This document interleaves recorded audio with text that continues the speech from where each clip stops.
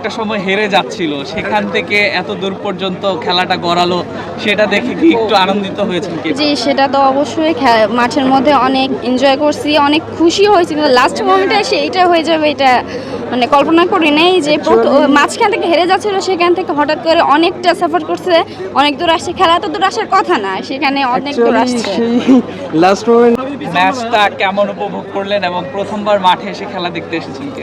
জি, আমি প্রথমবার মাঠে খেলা দেখতে আসছি, আর খেলা তো উপভোগ করছি খুব ভালো। আসলে আমি খেলাটা একটু বুঝি কম, কিন্তু আমি উপভোগ করছি খুব ভালো, খুব ভালো বাংলাদেশ লেগেছে। তো আপুর কোনো পছন্দের ক্রিকেটার আছে বাংলাদেশের? আছে, অনেকেই আছে, কিন্তু আমার যেটা সত্যি আমার সব থেকে বেশি পছন্দের হচ্ছে সাকিব আল হাসান। তাকে অনেক মিস করছি আমি, যে মাঠে এসে প্রথম আমি মাঠে এসে খেলা দেখছি, অথচ সে নাই, আমার সব থেকে পছন্দের প্লেয়ারটাই নাই। she was very upset. মানে she is crying, almost crying. এটাই। ওই টাইমটাতে কি যখন হেরে গেল একটু খারাপ লাগছিল কিনা, জি, কেমন সেটা লাগছিল তো যদি অবশ্যই। শেয়ার যে করতেন? প্রথমে অনেক এনজয় করছি, যে লাস্ট মোমেন্টে অনেক উইকেট পড়ছে, অনেক চিল্লাচিল্লি, মাঠের মধ্যে অনেক আনন্দ করছে সবাই, কিন্তু লাস্টে যে এরকমভাবে যে এটাই হয়ে যাবে সেটা ভাবি নাই, এটা খুব খারাপ লাগছে। যারা আমার আশেপাশে ছিল তারা দেখতে পারবে যে শেষ দিকে আমি একদম কান্না করে দিছি খুশিতে যে উইকেট নিচ্ছে, আর হয়তো আরো একটা পারবে, তবে এটা পারেনি। এটা হচ্ছে আর কি বলবো, সবই ভাগ্য, এখন ভাগ্যের উপর পুরো খেলাটা চলছে। বাংলাদেশের ম্যাচটা কেমন উপভোগ করলেন আজকে? অনেক এনজয় করছি, but captaincy was very bad. ওই সময় এতটা টানা স্পিন করার দরকার ছিলই না। আর লাস্ট ওভারে এই যে দেখেন তাসকিনের যে মার খাওয়ার কারণে যে ওলটপালট করে দিল, ওই সময় স্পিনার শেষ ছিল, এই জন্য কাভার করতে পারলো না। দেন লাস্ট ওভার কার করতে হইলো, আগেই মুস্তাফিজ ওভার শেষ করতে হলো, কিন্তু এই সময় এই মানে এই সিচুয়েশনে লাস্ট ওভার তো মুস্তাফিজই করতো, ডিজার্ভিং সে ছিল, থাকলে ম্যাচটা হয়তো অন্যরকম হইতো।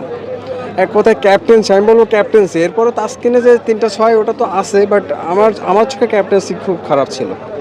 বাট এনজয় করছে অনেক, এটা স্মরণীয় ম্যাচ হয়ে থাকবে। বাংলাদেশের খেলাটাকে আগে থেকে ইমপ্রুভ হচ্ছে কিনা কি মনে হয়? হ্যাঁ, অবশ্যই। বাংলাদেশের তো এত বড় দলটাকে হারানো তো মুখের কথা না।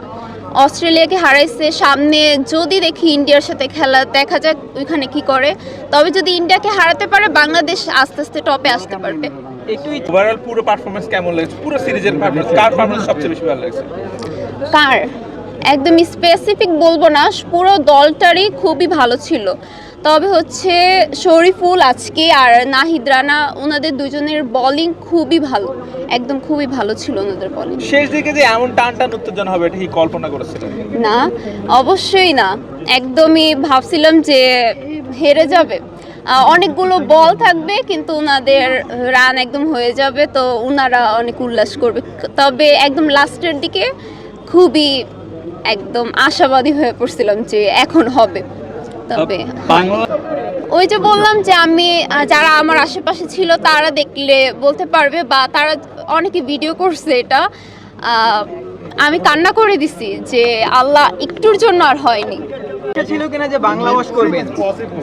বাংলা ওয়াশ করবেন এমন একটা ইচ্ছা ছিল কিনা?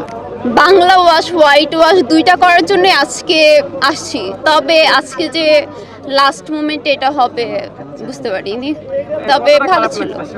সব ধরনের খেলার খবর পেতে সাবস্ক্রাইব করুন, সঙ্গে থাকুন খেলার পাতার।